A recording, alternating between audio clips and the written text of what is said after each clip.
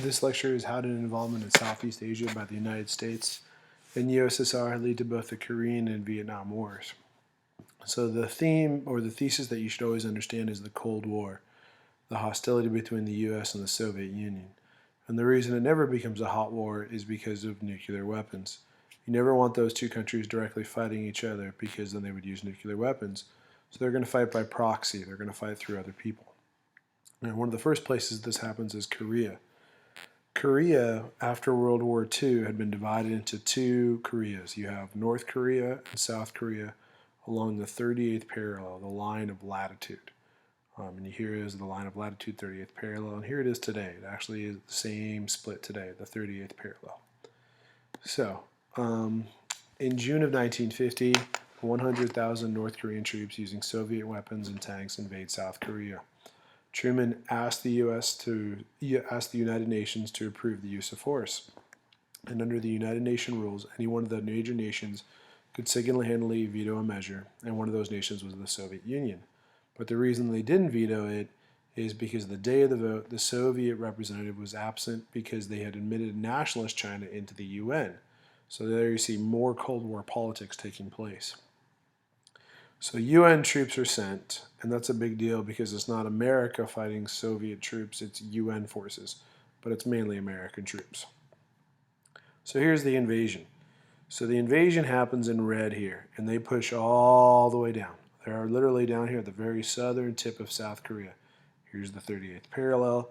Here's the southern tip of South Korea. They're literally about to demolish them. So Douglas MacArthur, the guy who came up with island hopping, leads a very famous amphibious invasion here at Incheon, and they cut the forces in half.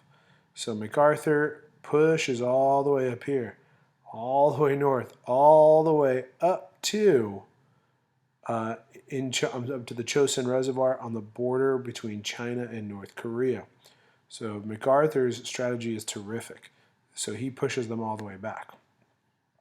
So they recapture Seoul, which is down here, and they face a decision. So they keep going north of the 38th parallel. China issues a warning saying, listen, if you cross the 38th parallel, we would retaliate. And the MacArthur and the Americans decide to keep going north. And they're literally on the border when 300,000 Chinese soldiers cross the Yali River and attack the Americans. And it's just a bloodbath with that battle. It's a very famous battle, still talked about today. So the Chinese were too strong for the UN forces. The 8th Army is forced all the way to retreat south of Seoul, and MacArthur publicly calls for the use of the atomic bomb. President Truman felt MacArthur had gone too far, and they fired him. Very famous firing. You'll study about it a lot next year. And so the UN forces pushed North Korea back to the 38th parallel, and the border in 1953, the fighting stops, and the border is still set today at the 38th parallel. 5 million soldiers and civilians died in the war. Here's some pictures of some soldiers surrendering. And that actually still exists today, the 38th parallel. Now switch to Vietnam.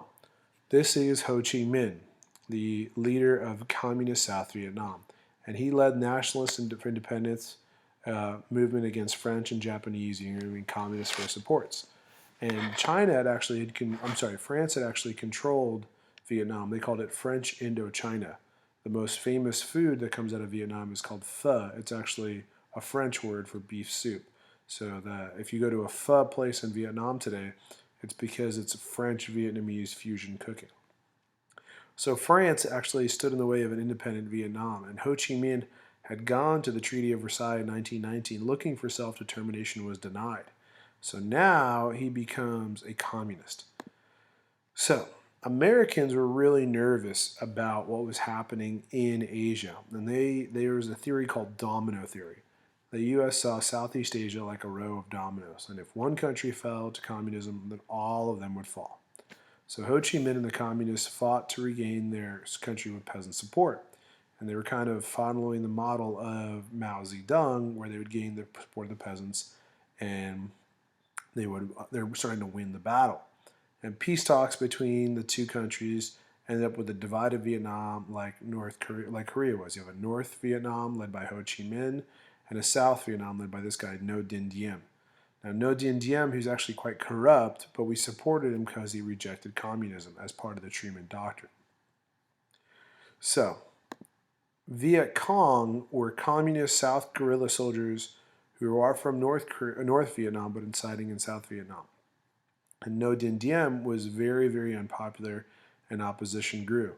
And we actually backed a coup by President John F. Kennedy where a South Vietnamese general planned a coup and they assassinated No Dien Diem. And so the U.S., because we support this coup, we send massive bombing raids in North Vietnam, even though we never really declared war in North Vietnam. The guerrilla warfare in unfamiliar jungle terrain was a massive disadvantage, and the South Vietnamese government was really unpopular. And the only reason we supported them is because they rejected communism. And the Soviets and China strongly supported North Vietnam with troops and ammunition. And because we're unable to win the ground war, we bombed. We brought more bombs in Vietnam than we did in World War II. So that we get involved from 1953 to 1973, and we realize there's no way out of this war. So the president in the early 70s was Richard Nixon, and he developed a policy that you're going to be responsible for called Vietnamization. And he says we're going to make the war a Vietnam War, and we're going to pull the troops out slowly because the war was really, really unpopular here in the U.S. And in 1973, the last of the U.S. forces left Vietnam, and within 2 years, North Vietnam overrun South Vietnam, and today it's a communist country. So, sadly, after the war, officials in Vietnam sent thousands of people to re-education camps for training in communist thinking and thoughts. They nationalized industry and controlled businesses throughout Vietnam, and you had communist oppression caused millions to flee from Vietnam as they scattered across Southeast Asia. Many of them actually left Vietnam as quickly as they could, and they settled here in Southern California in a town called Westminster. So that's what I want you guys to think about for the next question.